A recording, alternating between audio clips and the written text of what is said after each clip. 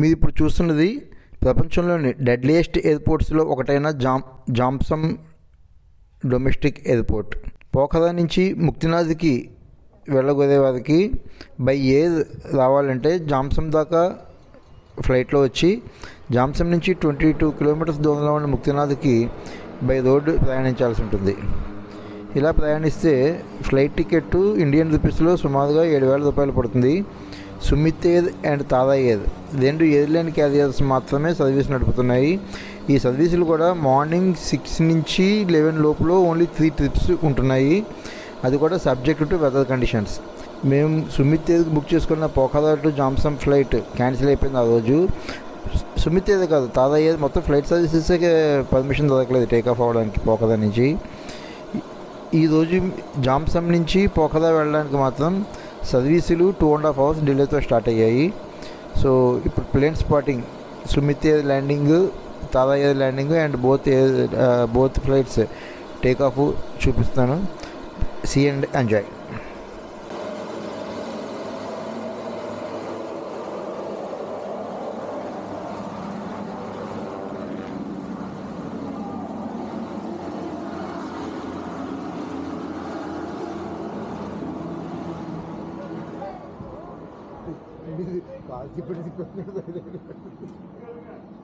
ఫటీ చేస్తారా వస్తారు.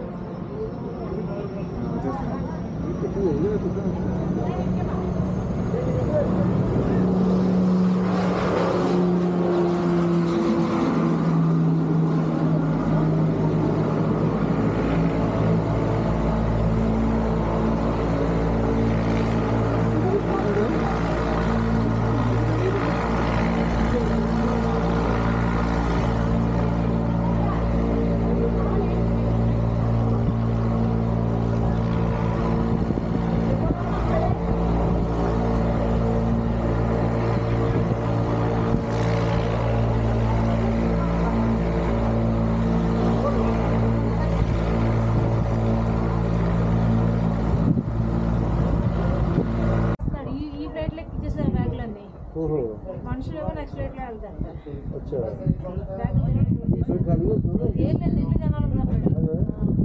బ్యాగులు లోడ్ ఇంకో లోడ్ ఉంది కదా, లోడ్ వేయడం గురించి దాన్ని చూడడం చేస్తున్నారు వాళ్ళు. పికింగ్ బ్యాగులు కదా చాలా ఉన్నాయి. ఏకంగా నేను దీంట్లో కొన్ని ఎక్కించాను. నెక్స్ట్ ఫ్లైట్లో మొత్తం 15 మంది వాళ్ళే ఉన్నారు, రిటర్న్ ఎక్కింగ్ వాళ్ళు.